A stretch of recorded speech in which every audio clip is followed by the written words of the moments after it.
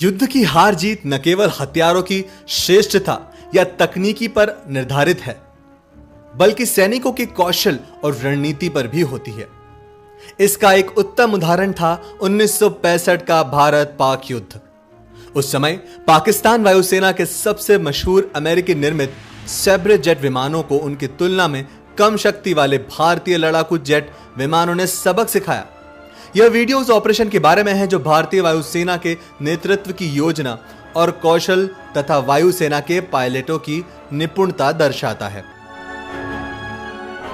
5 अगस्त 1965। समस्या तब पैदा हुई जब 30,000 पाकिस्तानी सैनिकों ने कबायली वेश में कश्मीर के विभिन्न हिस्सों में घुसपैठ करना शुरू कर दिया था। उनका अरमान था कि भारत, जो कि 1962 के चीनी आक्रमण से पैदा हुई उथल पुथल से धीरे धीरे उभर रहा है, कोई महत्वपूर्ण प्रतिरोध नहीं करने वाला। हालांकि कश्मीर के सतर्क लोगों द्वारा घटना की सूचना दिए जाने के तुरंत पश्चात भारत ने तत्काल कार्रवाई शुरू की। इसके मद्देनजर भारतीय राजनीतिक और सैन्य नेतृत्व का निर्णय था कि यदि आवश्यक हो तो पाकिस्तान के खिलाफ पूर्ण युद्ध की तैयारी भी की जाए। 60 के दशक में पाकिस्तान अमेरिका के आंखों का तारा था। उस समय संयुक्त राज्य अमेरिका पाकिस्तान को हथियारों और नकदी सहित $1.5 बिलियन से अधिक की भारी सहायता प्रदान कर रहा था। उस समय पाकिस्तानी सेना के पास आधुनिक अमेरिकी निर्मित पैटर्न और उत्कृष्ट तोपखाने भी थे।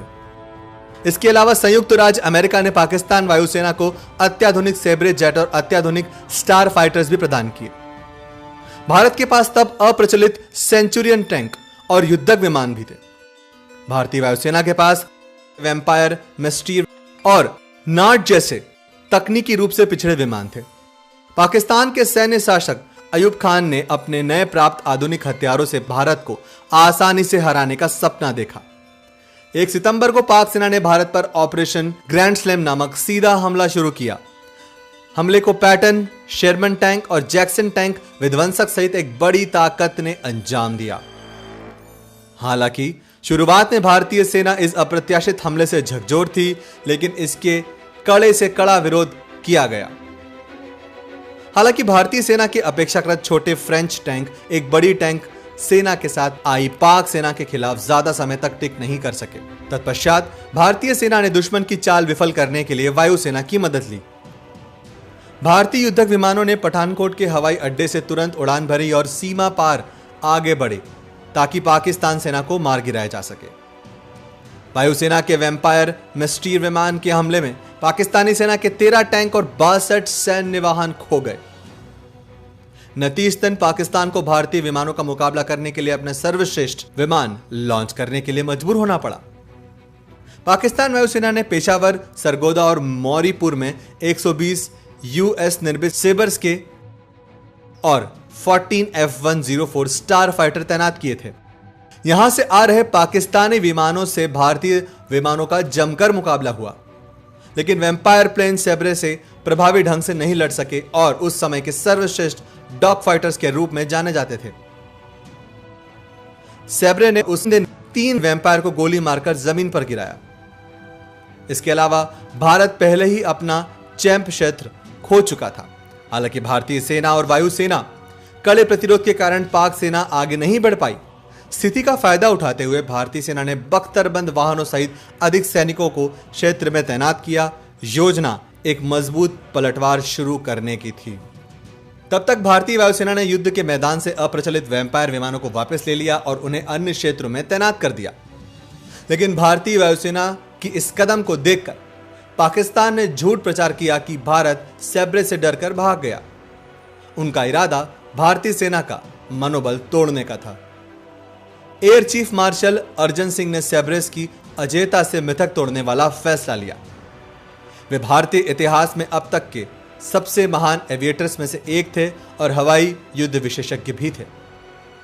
उनको यह बात से अच्छी तरह वाकिफ था कि सैब्रे उस समय भारत के युद्धक विमानों से बेहतर थे। द्वितीय विश्व युद्ध के बाद वह दुनिया के सर्वश्रेष्ठ युद्धक विमानों में से एक था। कोरिया युद्ध में मिग-15 के खिलाफ सेबर्स के प्रदर्शन ने उन्हें विश्व प्रसिद्ध बना दिया था।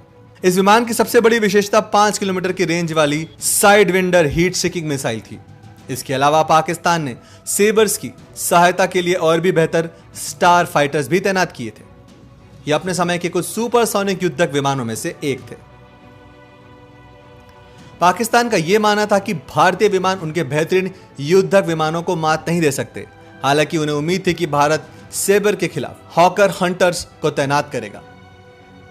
लेकिन भारतीय वायुसेना का यह कदम इन गणनाओं का गलत आकलन साबित करने में सफल रहा और उनके उम्मीदों पर पानी फिर गया। अर्जन सिंह ने अपने हल्के वजन के नाट विमानों का इस्तेमाल सेबर को अपने जाल में फंसाने से मतलब से किया। सितंबर 3 सुबह 7 बजे को 4 मिस्टर प्लेन और नाट प्लेन ने पठानकोट एयरबेस के चैंप के लिए उड़ान भरी। पहले उड़ान भरी 4 मिस्टर प्लेन जो 1500 फीट की ऊंचाई पर थे। उसके बाद 300 फीट की ऊंचाई पर नाट विमान और उसके पीछे 100 फीट की ऊंचाई पर 4 और नाट विमान थे।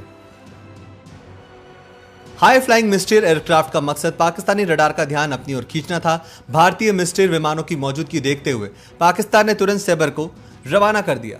लेकिन इस बीच मिस्टेर एयरक्राफ्ट पहले ही अपने बेस के लिए निकल चुका था। सेबरों ने उनका पीछा किया। अभी भी रडार द्वारा नहीं देखा गया नाट ने केवल 90 सेकंड में 30,000 फीट की ऊंचाई तक तेजी से कूद गए। सेबर के ऊपर से उड़ते हुए नाट मजबूत स्थिति में आ गए। इसके साथ ही सेबर ने खुद को बचाने के प्रयास में पड़ गया। एक ऐसी स्थिति जहां शिकारी खुद शिकार किया जा रहा था। पहला सेबर जेट भारतीय वायुसेना के फ्लाइट लेफ्टिनेंट ट्रेवल किलर द्वारा दागा गया। नाट्स ने आने वाले दिनों में भी सेबर विमानों का शिकार करना जारी रखा। इस तरह पाकिस्तान ने 7 सेबर विमान खो दिए।